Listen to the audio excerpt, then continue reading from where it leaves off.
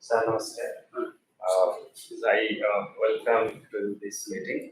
And for the audience, today we are having an interaction with Professor Pulin Nayak.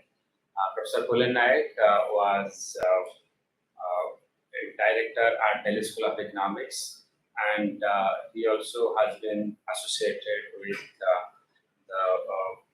Advisory Council to the Prime Minister of India, and he has been associated with the Planning Commission, the former Planning Commission, and in different advisory positions with RBI and many international organizations. For a long time, he has worked with Delhi School of Economics, and he was also the president of Odisha Economic Association in the year 2010. And that year, the conference was organized at North Odisha University, Baripara. So today we shall get to know more about Professor Pulin Nayak's life journey, starting from his education to his professional career and his different engagements at national and international level, and his association with also the Odisha Economic Association. Sir, I would like to know. So we'll start with say your early education journey. You were born in Jagdish, Odisha, and so then how you started your education and upwards, say from primary to your PhD. Can you please tell us about your education journey? Thank you, Amarendra. I was born actually in Jamshedpur. I was born in Jamshedpur. My parents were in Jamshedpur, as was my grandfather, who was serving in the disco. He was one of the first OEA people who joined the disco in the first decade of the 20th century, before 1910. My grandfather joined, I think, 1907. So I was born in Jamshedpur, but when I was about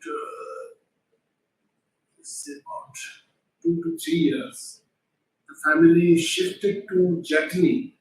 That is the place where we are sitting right now for this interview. Because we shifted to Jagdish because my grandfather retired from his long stint with the disco. He was in the chemical laboratory of the very modest education, but he, through the ranks, he served disco. Anyway, so I came to Jagdish at the age of 2.5. In 1952, because you were born in 1950. So at that time, yes, I came to Jagdish. And then my first sort of years of school were in Luaga School, opposite the Community Temple. Opposite the Community Temple. 1 or 2 years I was there. And then my father, who is Laxmikanta, he was a writer and poet. As also he was owner of a printing press, but he was a writer and poet. But my father, who initially had, he also grew up in Jamshedpur because his father was working there. He grew up in Jamshedpur and he had a printing press in Jamshedpur through the 40s and early 50s. So the family had shifted to Jagdish, but after I was in this Nuaga school for a year or two, my father decided to shift to Raurkela with the printing press, because Raurkela was just coming up. The year might have been about 54 or thereabouts, at the very beginning of Raurkela as this steel city, and it was one of the 3 major steel plants that were coming up, Raurkela, Bhilai and Durgapur.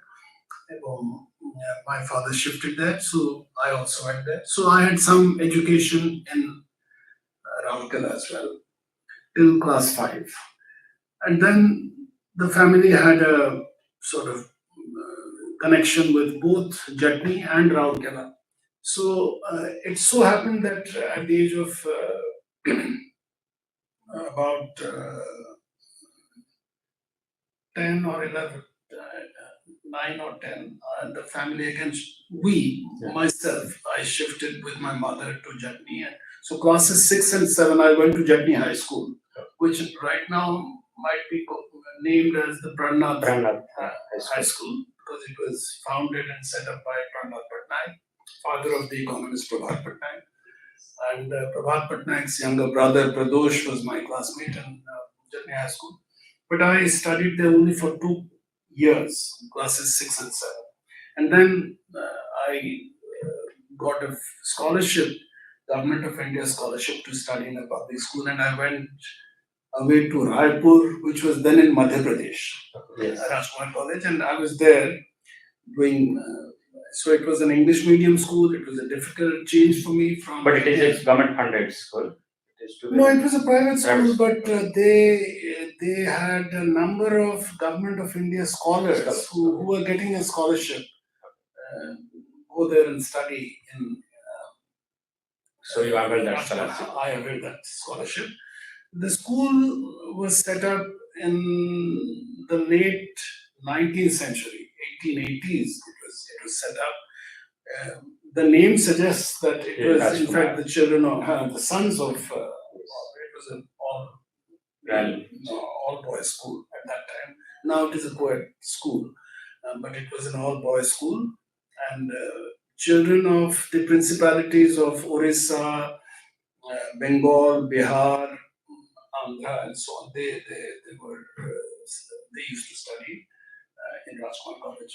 So I did my education there, and then after completing my school education, senior Cambridge, it was an English medium school, and senior BA to Delhi University, and that's where I started. And I took admission into BA Honors Economics. So initially I thought of doing the sciences. In fact, I went to Delhi University to do BSc Honors in Physics, but soon enough, I was already sort of getting more interested in the social sciences and less so in the natural sciences. Which college it was? Kirodimal College. I was in Kirodimal College. And so in the year 66, I joined Kirodimal College in Delhi. And after 2 months or so of physics, I switched into economics. It was possible during those years. These days it's not possible, I suppose. But the principal was very encouraging. He said, if you really want to switch, we'll do that. He called the head of the department, economics, and it was the very well-known economist of those years, Arun Bose, Professor Arun Bose, who was a Cambridge person, and he later wrote some well-known books, Marxian and post-Marxian political economy. Is a Penguin book in the late 60s that was authored by Arun Bose. And Bose was a student of Maurice Dobb and Sraffa, and he knew Joan Robinson, and he was a Cambridge person. And I was very fortunate in sort of studying to have such teachers. Arun Bose was the head of the department. There were some other very good teachers also. So 3 years I was there, 66 to 69. And in 69, I completed BA. My results, luckily for me, was reasonably good. And I gained entry into the Delhi School of Economics, just across the road from Kirodimal. Only a road separates Kirodimal and Delhi School of Economics. And 69 Delhi School was a very new school, right? Delhi School was actually, it was set up in the year 1949. Just after independence, and it has a very sort of important history because Pandit Nehru, the Prime Minister then, was very keen to start first-ranking research institutions in the social sciences, economics in particular. Yes. And he was very keen about that. And the person he turned to was V.K.R.V. Rao, who was also interested Vikarvi Rao was a professor of economics in Delhi University in 1942, but he was part of the University of Delhi. But Vikarvi Rao had some different ideas about the subject economics. He thought that economics should best be placed in an independent research institution, more like the London School of Economics, with some multidisciplinary sort of subjects, sociology, for example, geography, and so on, which he later introduced.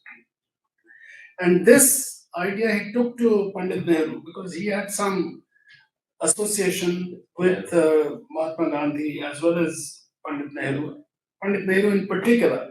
And Nehru liked Vikarvi Rao's sort of, because Vikarvi Rao was also a Cambridge person. He had gone to Cambridge in the 30s. And so Nehru encouraged Vikarvi Rao. The Delhi School of Economics Society was formed, of which the secretary was Vikarvi Rao and the president was Pandit Nehru. And this school came up in 1949, but it was operating from the University of Delhi's Arts Faculty building and so on. Finally, a new building was created and built in the year 1956. The present Delhi School building was built in 1950, completed in 1956, and Vikarvi Rao was the force collecting money from various corporate houses and so forth. Yes, please. So, what factors motivated you from shifting from physics to economics? It's like this. While at school, I liked mathematics and physics. I must say, because the alternative subjects for a school senior was to study history, geography, and so which I liked. History I quite liked, but somehow my interest was in mathematics and physics, and I did those subjects, and then I thought in terms of continuing in physics or mathematics. But somehow my interest was turning. I was interested in literature, learning, reading books, novels, sometimes poetry also, English, OEA also. My father, being a writer, must have had something to do with, because there was a fair amount of literary talk in the house. Some of my father's friends were literary people, Radha Mohan Nayak and so on. These were family sort of. So you had by choice, not by chance. Well, by choice. My interest was already shifting towards social sciences, and I was toying between political science, history, and economics, and somehow economics finally I decided to work for. So that's all. So, but to come back to Delhi School, so 69 to 71, those were very crucial years for me. I did my master's. Among my teachers, it may come as a surprise, but this is actually true. My teachers were Amartya Sen, Sukhomay Chakraborty, N Raj, Arjun Sengupta, A. Nagar. I mean, it's a long list of the celebrated economists of the country. of the country. And during the 2 years I was there, Sen was there very much. He was a great traveler also. He joined in Delhi School in 63 as a professor. But he had some periods of absence. But during 69 to 71, during my years, he was there. He was there fully. And it so happens that in 71, Sen himself actually left Delhi School and joined the London School of Economics. And he left Indian academic institutions forever. 63. No, 71. He joined in 63. The years I completed MA. The year I completed MA, 71. That is the year Amartya Sen left Delhi School of Economics, joined the London School of Economics. That also was the year, so happened that Sukhomay Chakraborty became a member of the Planning Commission. So a lot of his time was taken up to, advise the government on planning matters, on economic matters, and so forth. Though he continued to be a member of the Delhi School faculty, he continued to teach in Delhi School. So he never left the Delhi School. He died relatively young. He died. Sukhomay Chakraborty. He was not even 60. He had a heart condition and he passed away. But till the very end, he was a teacher. He was a professor at the Delhi School of Economics.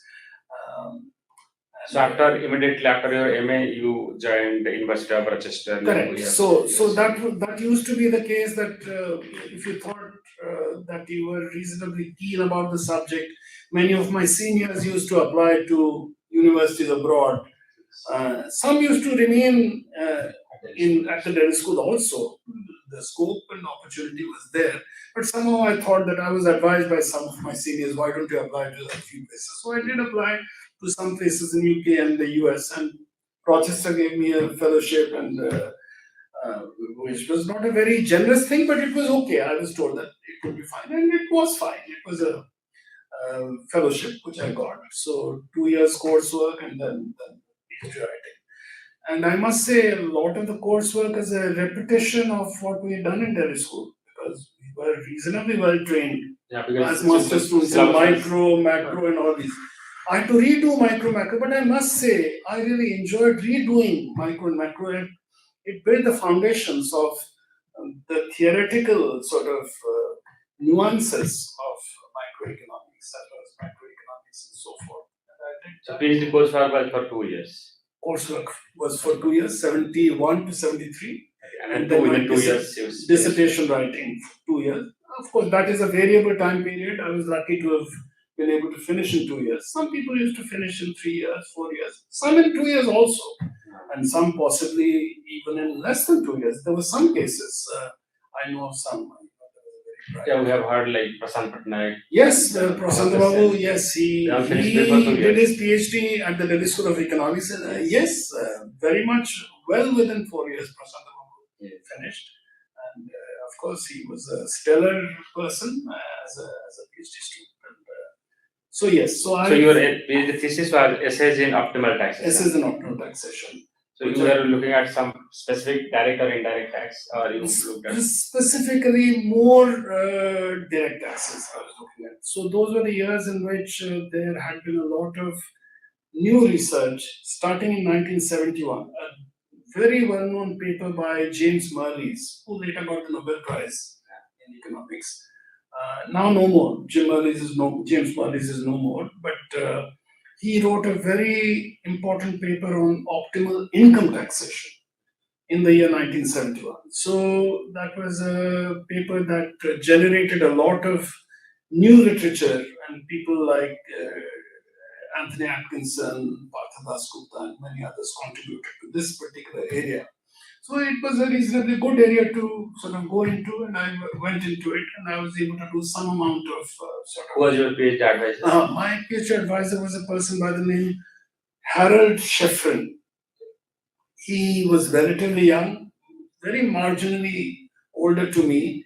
He had completed his PhD just a few years just prior to me. He was at the LSE, London School of Economics, a Canadian national. And he was at LSE, he had completed. He joined Rochester and he agreed to be my guide, and he was a wonderful person, and we kept up in later years also.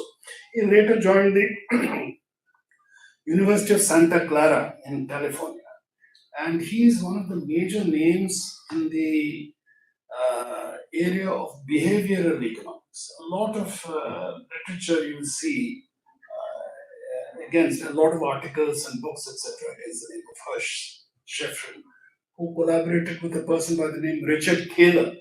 You may have heard of the nudge theory, who got the Nobel Prize also in, I think, 2018 or maybe a little before. 2013, could be that. 2015, Richard Taylor. So he was, by the way, I just want to say, Taylor was a Rochester PhD. Yeah. And this may come as a little bit of a sort of an interesting episode, let me say. And I'm not making it up, because this appears in Richard Taylor's own book, which is a popular Penguin book, which I have with me. He writes about his own days in Rochester as being a relatively not a very top of the lot graduate student. You know, we used to have about 25 to 30 graduate students in each batch. My batch had about 30 graduate students. But Richard Taylor was about 2 to 3 years my senior. And he writes of himself with a slight amount of self-deprecatory sort of air, because he thought that he was just a so-so graduate student. But in later years, he flowered into a very major sort of thinker within the area of microeconomics, and the subject of behavioral economics is largely sort of he has contributed, substantially to be a Nobel laureate. So he writes in this book where he mentions the departmental graduate student advisor in Rochester. He was also graduate student advisor to me also. He was the graduate student advisor. His name was Shevin Rosen, labor economist. And Rosen used to say that this Richard Thaler, what are we to do with him? I mean, he's not doing, but all of that was just sort of on the side, because Thaler slowly came out of Rochester. He did some pioneering work, even in Rochester, in how to value a life. This is a question that Richard Thaler, among others, posed and tried to answer. This is one of the original sort of which we study as economic value of human life. Economic value of human life, and you will see that among the earliest work is that of Richard Thaler. Okay. And the manner in which of course, he was doing it from the mainstream kind of neoclassical approach was there, is the income that a person may be expected to earn discounted to the present time and so on. So that kind of approach was adopted by, of course, with its technicalities and so forth. I'm just trying to simplify it. So this is what he did. But in later years, he did pioneering work in this behavioral economics. So, yeah. So once you completed your PhD, you again continued for some time there in the USA. I continued for some time because my 4 years, when my 4 years were complete, because we start the academic year in, say, August, September. So in the September 75, 4 years were completed, because I joined in September 71. 4 years were complete, and I did not have any further financial assistance, you see. So there was a my PhD was to take another 2 to 3 months. Sheffield was nearly through with it, but I knew that but I was looking for a job, and University of Pittsburgh at the campus Bradford. They had some job openings. I went for an interview. They offered me a job. So I started teaching. Bradford is about 110 miles southwest of Rochester. So I used to teach in Bradford Monday, Tuesday, Wednesday, and Thursday, 4 days. And Thursday afternoon, I used to come to Rochester. And so Friday, I used to be 1 day in the week on campus in Rochester, because I still was trying to finish up my PhD. So in December 75, so 2 months after, I finished my PhD. And what did you teach for that brief period? In Bradford, it was in undergrad, mostly. I was teaching. It was an undergraduate campus. Yes. Their main campus is in the city of Pittsburgh itself. Yes.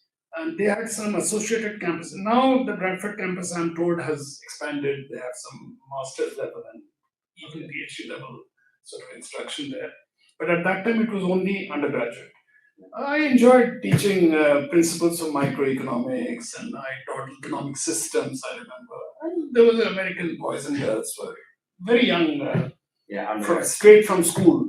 Straight from school, they were boisterous lot. Sir, nowadays you are too much mathematically oriented in broad sense, adopting neoclassical economics.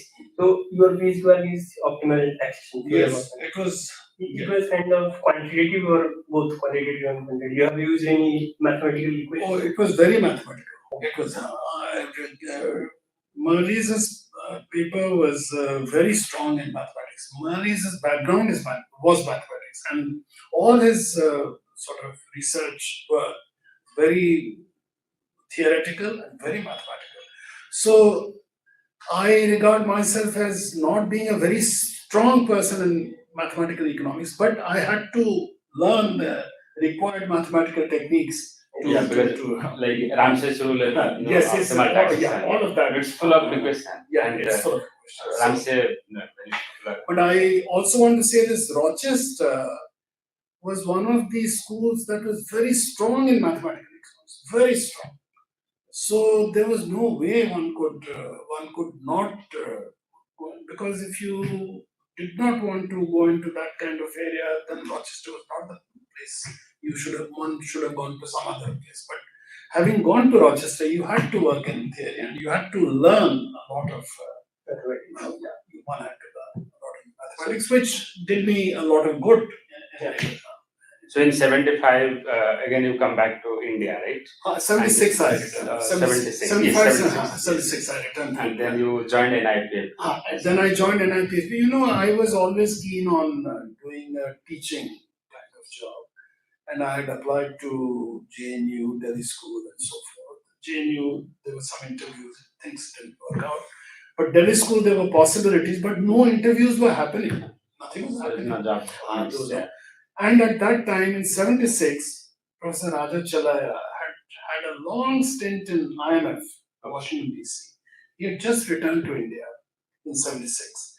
And he had been assured by Finance Minister Subramaniam that he will be willing to support and partially fund a new institution in public finance. And this was Professor Raja Chalaya's dream. He wanted to set up a sort of major institution in public finance. And he floated the idea. He spoke to various state governments. He was a very driven person, Raja Chalaya. He was, of course, the number one public finance figure in the country. Of course, there were a few others, but Raja Chalaya was a major person. R.S. Gulati and a few other names were there. But Raja Chalaya was already, because his PhD dissertation, which incidentally was a University of Pittsburgh, his PhD was in University of Pittsburgh. Raja Chalaya, which is public finance in developing countries. That book, George Unwin book, which became a very popular book, Keynesian sort of techniques used for underdevelopment countries and so forth. So Chalaya was a known name, and he had the support of Subramaniam, and also, of course, the Prime Minister, Mrs. Indira Gandhi, and then various state governments. They were willing to support. So he was able to shore up a fair amount of funding from the various states, Maharashtra, Odisha, Punjab, and so forth and so on. Kerala government also, I think. Kerala government, yes, all governments gave a fair amount of money. The center also gave. So 76, he started the National Institute of Public Finance and The year you joined there. I was the very first person who was recruited among the academic jobs. I was the very first person. I was looking for I went to the Delhi School of Economics, and my professor and teacher, Mrinal Datta Chaudhary, was one of the great figures of the Delhi School, an exact contemporary of Amartya Sen and Sukhomay Chakraborty, and a great personal friend of Amartya Sen, because they were together at the school level in Shantiniketan. So Mrinal Datta Chaudhary was my teacher at Delhi School also. He was in the faculty. Among the big names, Amartya Sen, Mrinal Datta Chaudhary, Sukhomay Chakraborty, and so on. So Mrinal said that we are not having interviews right now, but Raja Chalaya is looking for somebody, so you just go. So on his advice, I took an auto and went to North Block. Raja Chalaya was on a short visit from Washington, D.C. He was occupying a room. And I went and met him. He said that, yes, we are going to start a new institute. When can you join? I said, I'm here to... And it started from that Satsanga Vihar or that? No, not there. So I was recruited in the month of August. I started, August 76, I started. There was no physical presence of national... It had just, money had been sanctioned and so forth. They took some space in Rajendra Place near Karol Bagh. Some floors were taken. But before that, Raja Chalaya had two offices. One in North Block. He had an additional secretary rank, and he had a nice office in North Block, Ministry of Finance. and another office in Yojana Bhavan, also a nice office. So he said that when I'm in one of the offices, the other office will be empty and you can use that space. So I started going there, and another person was recruited pretty soon after I joined.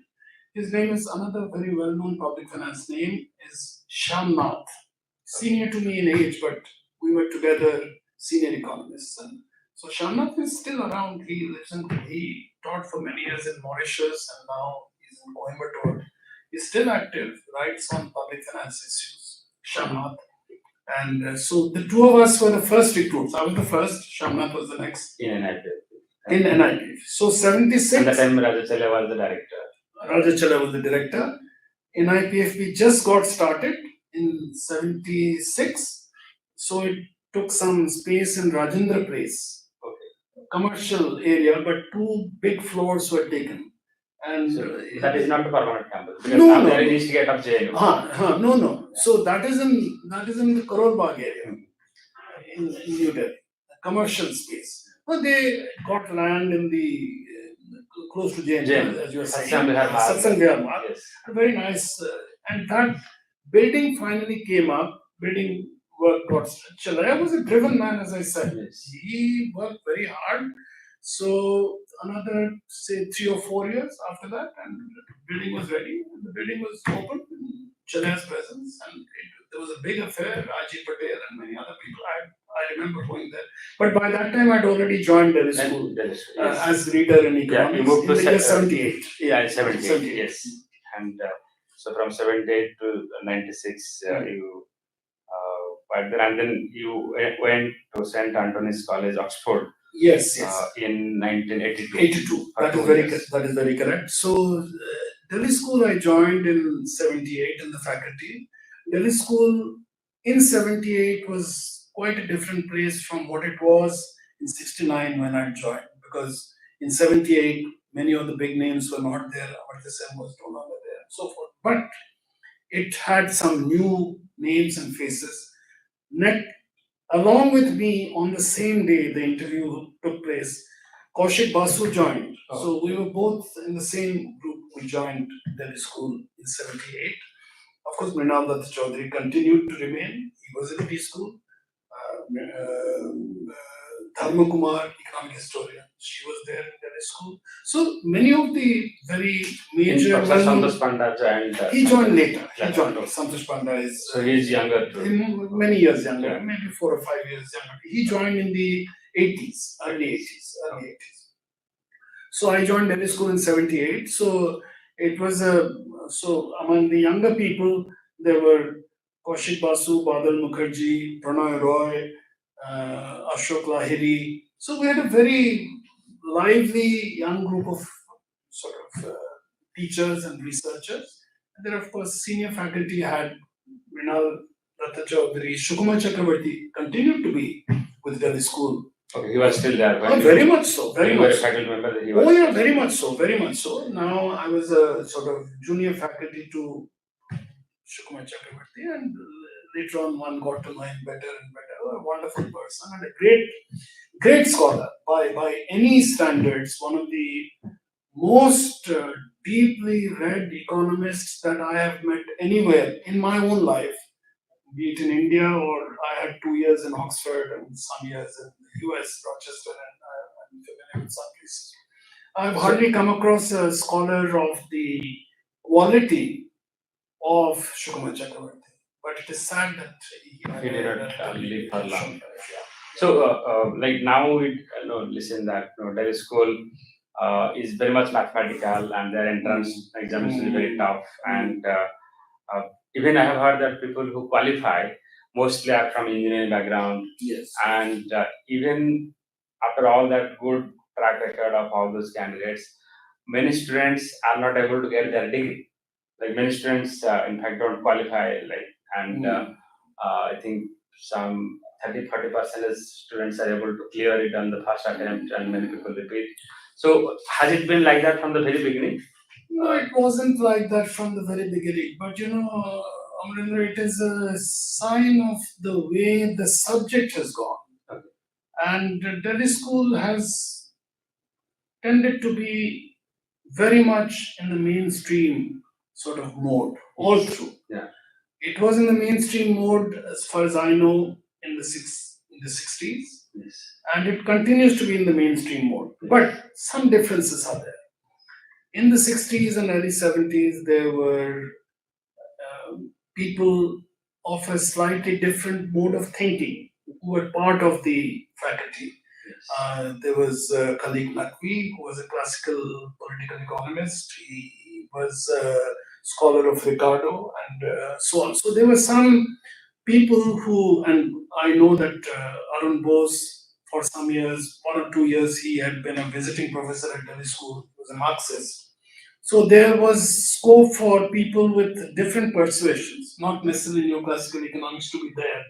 For example, Professor N Raj hardly used any mathematics. Yes, and he was, of course, a left-thinking Yes. sort of economist. And N Raj was very much the founder person of the Delhi School of Economics. He was the director who appointed in '63 Amartya Sen, Sukhomay Chakraborty, and Jagdish Bhagwati in '63. Three The stalwarts. first steel, 3 stalwarts. N Raj did that. And N Raj was in '69 first a professor, and then after joined he became the vice chancellor of Delhi University. But he ran into rough weather politically. The Jansangh party, Opposed. they had become prominent at that particular point in time, and they were a very difficult force for N Raj to deal with. So there were confrontations.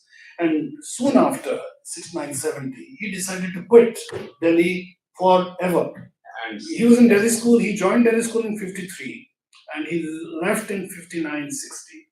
He had been assured by Namboodiripad, given a good plot of land to set up the Center for Development Studies, CDS, which yeah, I studied went there. to 6 acre and the land founder, market itself. yes, and prime land. Yeah, from land. And the person who was entrusted with this was N Raj.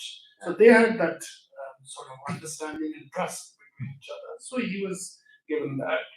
And marvelous architecture, some of the Lorry Becker's Lorry architecture. yes. And some of the top names Went were there. associated, went there. So I Skulati Yes. and from the early days, Vaidyanathan, and some of the Yeah, Vaidyanathan, who yes. possibly came a Yes. bit later, and So Krishnaji, yeah, Krishnaji. Yes. Sudipta joined a bit later, but yes, so those were the early days of the series.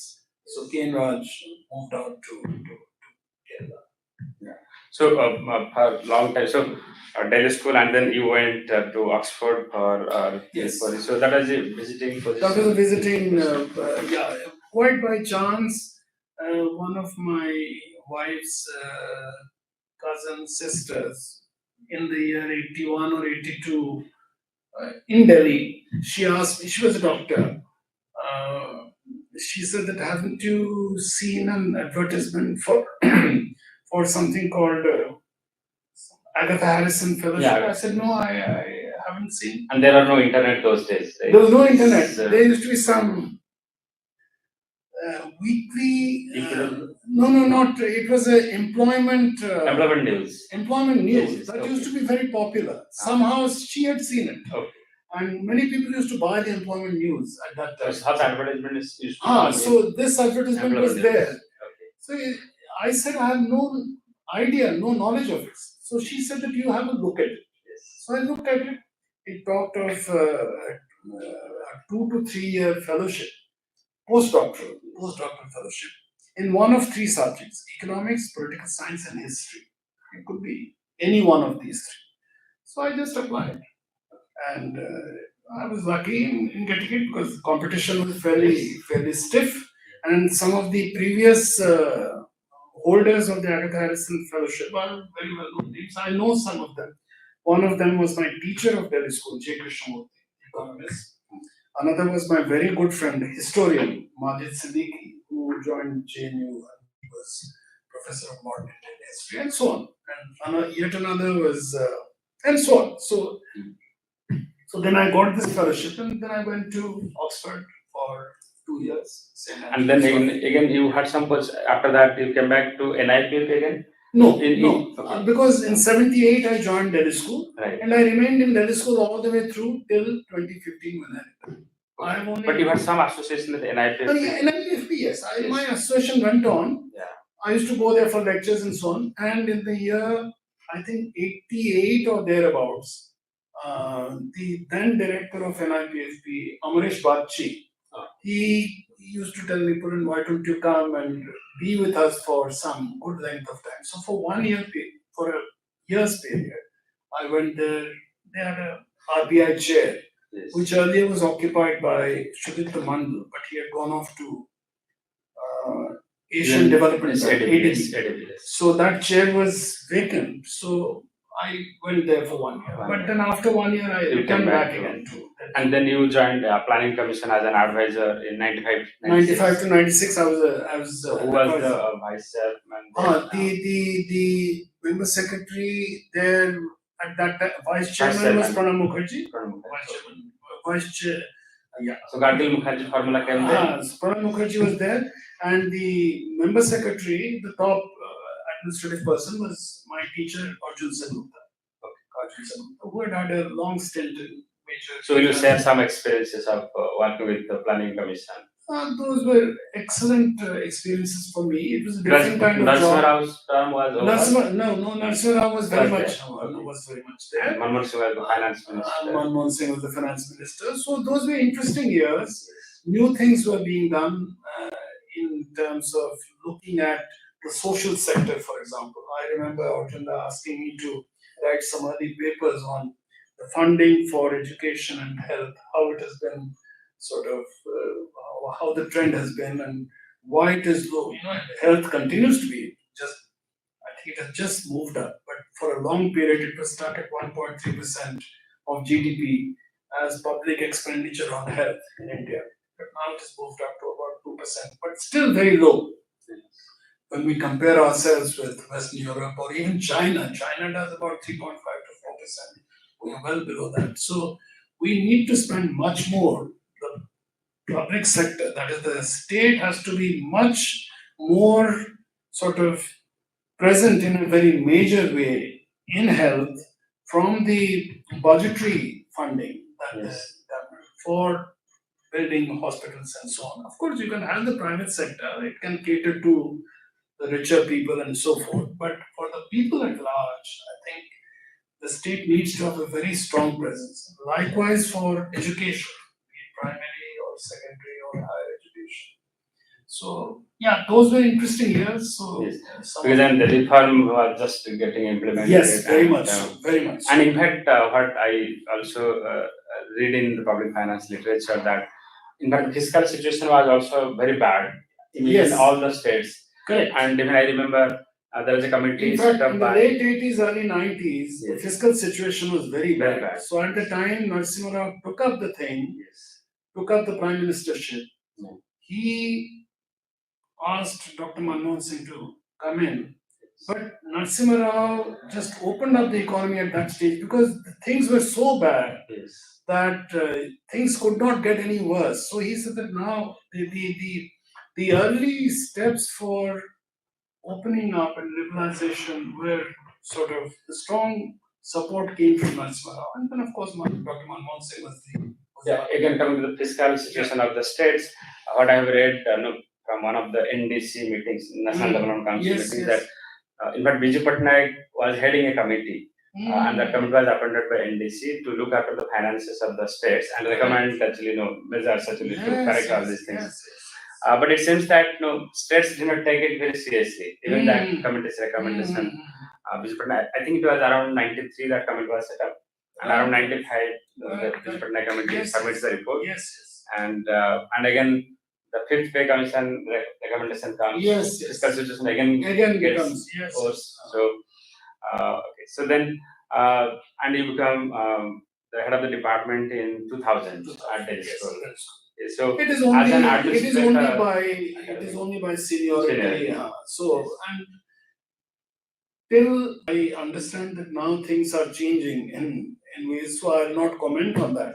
But till the time I was there in Delhi school, I have to say this, that at least in the economics department, the headship was simply by seniority.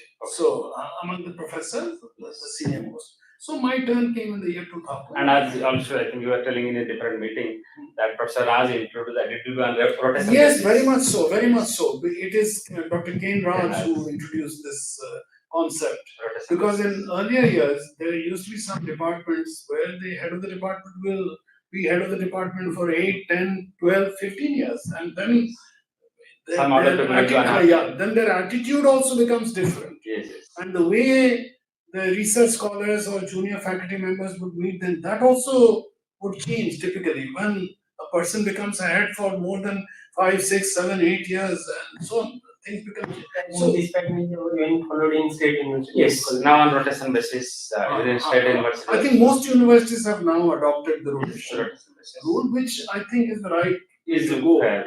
Be it 3 years or 5 years, that you can decide. I think in Yes. this school we have a 3-year term. Yes. The head becomes head for. More democratic than I think so, definitely. And subsequently become director in 2005. That again by rotation, Right. because the Delhi school rule is this: the senior most non-head Okay. professor in economics, sociology, and geography. There are 3 schools.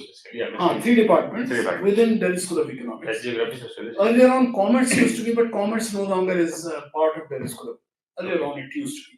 It later became a separate faculty. So, commerce used to be part of the Faculty of Social Sciences, but in the late 80s or early 90s, it became a separate faculty. Faculty of Commerce it became.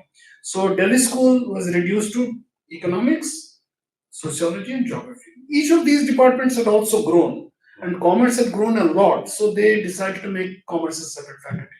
So D school is now 3 departments, and the senior most who is not head of the department among the professors, and that happens by rotation. So sometimes a sociologist can be a director, sometimes a geographer can be a director, sometimes an economist can be a director, and so So on. senior most non-head professor. Non-head professor of 3 departments: economics, sociology, and geography. And it so happens that that turn came to me, and I became director in 2005. Yeah, and you served for 3 years. For 3 years. And then we'll come to our Odisha Economic Association. Yes. So you became the president of Odisha Economic Association in 2010. So whether you started being associated with OEA from that time or before that also you were there. Before that. So your association with OEA, can you share us? Yeah. What I recall now is that from around 2004 or 5, I used to get sort of communication letters or calls from Robbie Babu or Vardhanath Babu himself to come and attend some of the meetings. Sometimes I've given some lectures also in Odisha Economic Association. So 2006, 7, 8, etc. All of that was happening. And then in the year 2009, I think Vardhanath Babu suggested that can I take up? I said, yeah, if that is the way you like. So at that time, Vardhanath Babu was very much active, very much in charge of because he was the great Pitama kind of figure of Odisha Economic Association. And there was a few other very senior people also there, I must say. And they were all very committed and serious about Odisha Economic Association. And it was a privilege, in fact, to be coming here and be part of this group. So, yes, so that is how it was. In that year, you became the life member of OEA in 2010? I might have become a life member prior. Prior to that. Early to that. Maybe 2000. I don't remember now. Yeah, but early 2000. Early 2000. I became a life member. Yes. And of course, I have seen that the list that you have given a number of memorial lectures. I've given a number of memorial lectures. One for Kim Patnaik memorial lecture. And by the National Endowment lecture. Yes, I've given that. Also, I think I have attended your lectures. Yes, I've given a number of I've done that. So, like, how did you see? Like, there used to be other regional associations and then national association, Indian Economic Association, and so on. So, you must have compared, like, Yes, like yes. the No, situation of I've OEA had the- and That's a good question. I have been associated with a few associations, certainly the Indian Economic Association, which unfortunately has been split into three several ways, and this is Yes. not a good thing. I've never been happy about it. now. Yes. I always try to sort of induce the persons I know to think in terms of, you know, shedding all the differences and coming together, because a concept of American Economic Association and three such Yeah. cannot come to mind, nor the Royal Economic Society in UK. Yeah. And in India, to have three different associations, for what for? I mean, we should at least be able to think in terms of, but where that is going, I really don't know. I can't say anything on that. I've had the good fortune of knowing about and being sort of involved with a few other state level associations, Assam, for example, Bihar, Gujarat. At least these three I know of, maybe a few, one or two more, and of course Odisha. I must say the Odisha Economic Association is a splendid association. It has a wonderful history. It has had some really committed people who have been part of this, and they're trying to make this work. And I know that under very difficult circumstances, I think the present Robbie Babu I've known for a long period. He was very closely associated with Bhadranath Babu. And I'm very Yeah, happy. in that person, Bhadranath Mishra remained with OEA, like he was the founder secretary, Yes, and in 1968 yes, yes. until 2018, so Yes. 50 years, Yes, without fail, without fail. he continued Yes. with the OEA, Yes, yes. and that's why people respected him. Correct, and, correct, because correct. that time funding was not very easy. Not very easy, but And, on the funding issue, let me tell you one episode. Yes. It may be of some interest, maybe some marginal interest. Thore কথাবার্তা মানে it so happened that Bhadranath Babu କହିଲେ যে we have very limited Limited funds funds. also. So I suggested, I was much junior to him and so on, not well up with the actual conditions of Odisha. And I suggested that why not we make a request to Odisha government to give some annual funding. Yeah. He said that I may এটা বহুত থর করেছো কিন্তু don't হবনি succeed. সেটা ହେଇପାରିବ ମୁଁ କହିଲି you give me a chance I'll Yes. Let's then I wrote a letter. I think at that time Jugal Babu. Jugal Babu was Yes. in charge of finance. He was finance secretary probably. And then there was some discussion among the senior people in the government, finance officers and so forth. And suddenly one day, that letter did go from me to do. Suddenly one day, And he was a student of yours, right? Jugal Babu was not a student. Okay. I had not joined Joined. the school. So I joined the school after his. But he must term. have got the connection. Yes, telescope yes, guy. of course, of course. That works. Of course, That's nice. yeah. And the Odisha government gave an assurance of 1 lakh every year. Yes. And And that continues till now. That continues till now. And that 1 lakh was a very vital amount that helped the finances of and gave a stability to Yes. the Odisha Economic Association. Yes. So No, I had thank you that so small much. role, I Yes. think. And the year when you started funding? সেটা বোধহয় 2009 কি 2010 রে Yeah, around Something around that time. time. Yes. That's started. So I thought that why not take another chance and let's see what happens. Yes. And it worked. Yes, and it continues. So we are really no great producer, and also the role of It was, of course, Dr. Martha. a collective effort. Rob Babu thile, Bhadranath Babu was very much there. We all thought that I will write it. So you have also seen, say, like American Economic Association and other international. I have attended a meeting of the American Economic Association in the year 75, December. But then I have attended one more meeting in the years 83. So other than that, I have no personal association with. I've attended those meetings, and they are, of course, great events. It's big. Sort of carnival at one level, carnival kind of atmosphere, about 1,000 people meeting, but it's a job sort of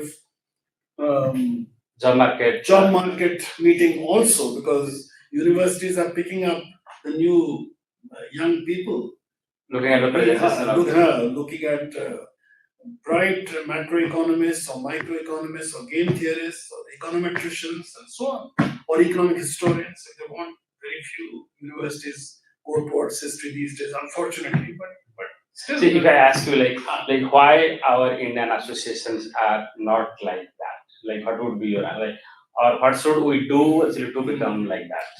I think first and foremost, I feel that at the national level, we have to get together into a single. I don't know why that is not happening. No, now we have gotten to like 3 units, but then still, when we had also one association, Yes, it no, was still not comparable. yeah, it was not.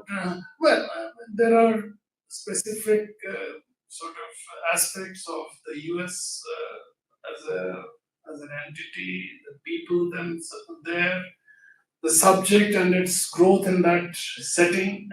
After the British dominance for 200 years or more, Adam Smith running into Marshall and Keynes and so on, the Americans were very much. So they have been sort of, dominating the field from the 50s onwards. Let's say after the Samuelson solo and that group came, I think the Americans. So that's a different kind of setting altogether. And one thing I have to say, they have a commitment to the growth of the subject and the new concepts, new ideas, and so on. I wish there is more of that in the Indian setting. There's a lot of bickering at the state level, delegates from a state X going against delegates from state Y and so on in the Indian setting. I think we have to go towards, convergence for the subject. Yes. And how the subject impacts a developing economy like India. India, of course, is unique among the developing countries, and its uniqueness is recognized by one and all. So no matter whether you like it or not, it is the most populous country. It is a democratic country, and there And are a successful democracy. yes, vibrant and democracy. there are many problems, but India has to be unique. There's no other country. I mean, India is not a tiny country which is democratic, and so there are all the major ideas of development economics. Many of them. The acting geographic terrain was India, where all these ideas were actually worked out and so on. Of course, other countries too, but India has always been a very major. So maybe last 2 questions. Huh. So one would be like, you have seen the economics teaching, say, from your student days till date. Yes. So, like, what kind of changes you witness, and will you recommend any correction in this path? Yeah. I think more or less things are going in the right way. The only thing I would say and I would recommend is that to adopt a more holistic approach to the subject. I think the subject is becoming too mathematical, too dry, and too linear in its approach. I think it needs to look at sort of the other disciplines like sociology, anthropology, history, and so forth, and combine it. Because I think the best economics is done when you look at the subject in a sort of Interconnected political, manner. sociological, and economic kind of format. And the greatest names looked at the subject in this way. These are the names of Adam Smith, Karl Marx, John Maynard Keynes. So they looked at all of these aspects in a very major way. And John Stuart Mill, so Joseph Schumpeter, of course, also, who Schumpeter emphasized the importance of sociology in addition to the importance of political science while looking at economic phenomena. So I think we need to do more of that. And towards that, say, universities not adopting subjects like history of economic thought or classical political economy is, I think, unfortunate. It's great to do mathematical economics, econometrics, time series, and so all of that, game theory, and so on. Do that. Along with economics. But along with this also should be there Yes. as a possible option. Yeah.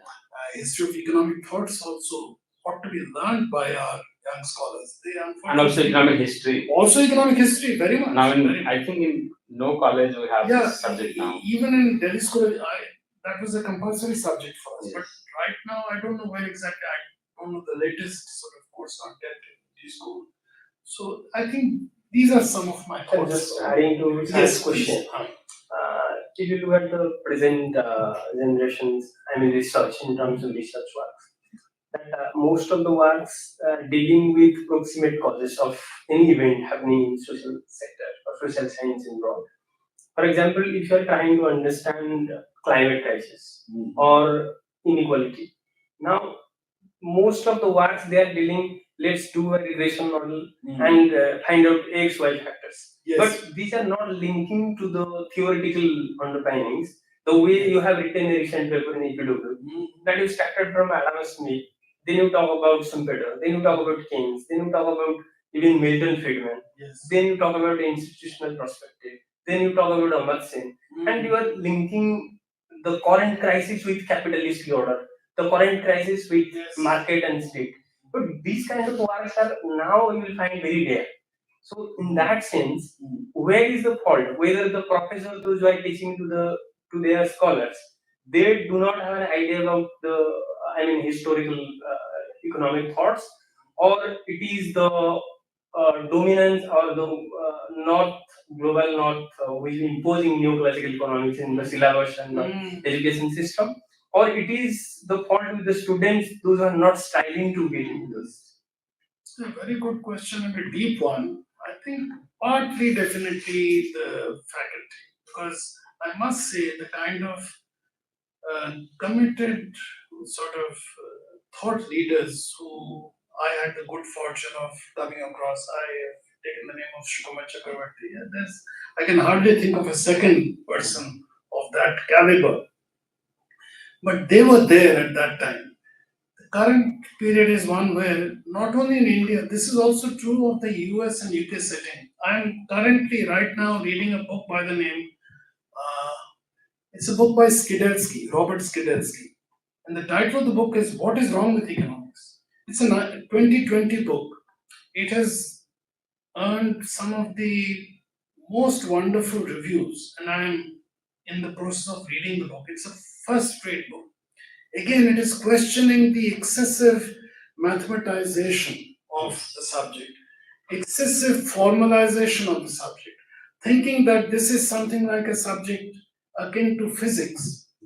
It is not. It deals with human beings at the end of the day. So it can be formalized up to a point. But at the end of the day, we must realize that we are also talking about human beings.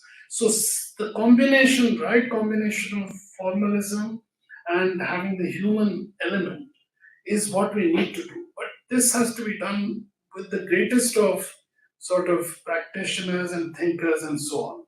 There are very few such people, but that the hope is always for having the very best people think about these issues and giving the right kind of That's judgment. one question. That your career also spent with many novel laureate economists. We are reading today, Amartya Sen, and you also talk about Kaushik Basu. You talk about Richard Heller. So definitely your theoretical understanding will be deeper compared to our generations.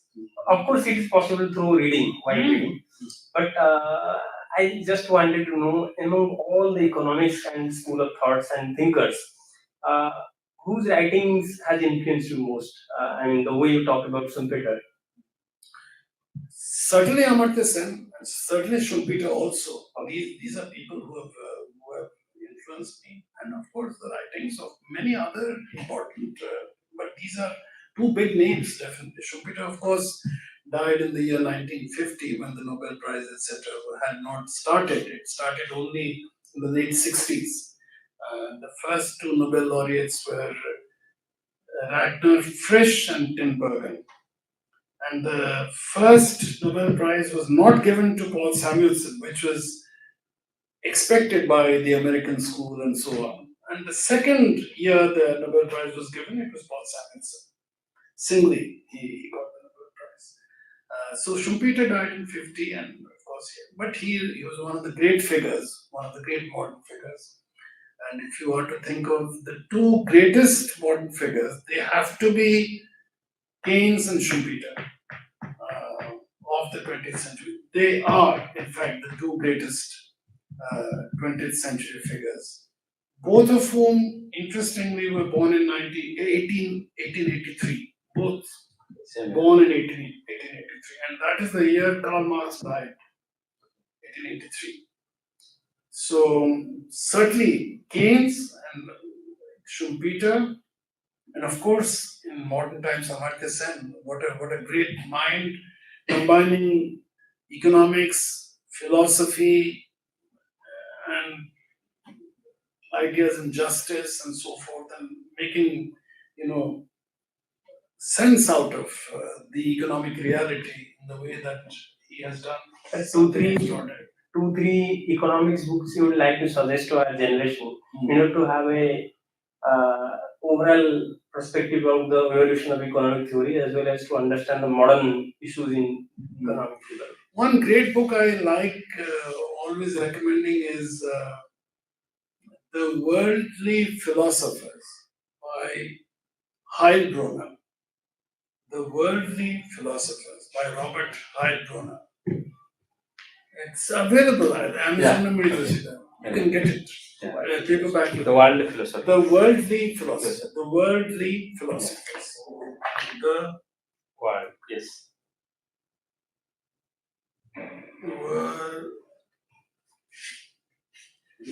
Worldly Philosopher. Robert Heilbronner. Another book I will suggest is Development is Freedom, Amartya Sen, 1998. Is Development is Freedom, Amartya Sen, 1998. Yes. So just two books, if they can, any student can think and and should be familiar with these two books, I would say. Yeah, I think Development as a Freedom has been read.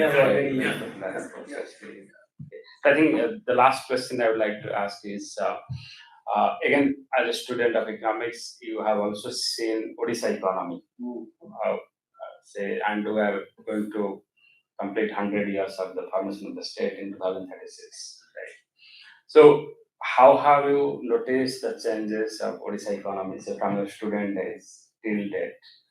And where do you see Odisha's situation in 2036? Odisha, of course, started off as being a very poor state, backward state, with large pockets of deep poverty.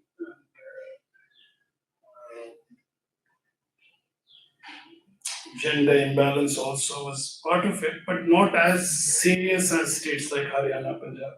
Luckily, we are better off, even though much poorer, much better off. But having said that, I would say that in the last quarter century, Odisha has done reasonably well. The bottommost sections of the population, I understand from even data, etc., things are better. The kind of deprivation that was the rule almost in the Nongo Durgutya 1866 hemorrhage. The loss of lives went into billions, went into millions. So, I think there's a greater degree of understanding, and social sciences, I think, with all their problems, I think there is some understanding that social sciences can play a role in making sure that remedial measures and food availability and so on can be made available. So I think things are positive.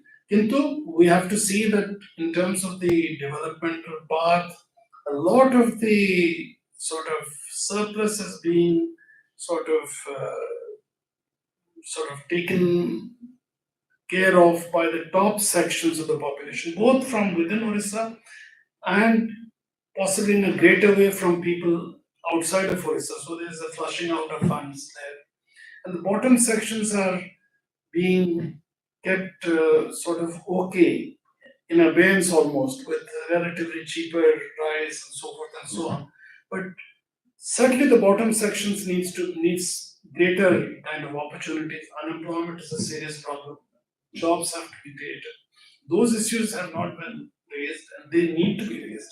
I think time is short, 2024, so there are just 12 years 12 left. years, yes. So we have a Just a task. decade in We have between. a task to sort of attend to, and so the hope is that we would be able to address some of these issues, and the subject economics is also able to give the right kind of suggestions and advice and policy prescriptions to the political masters.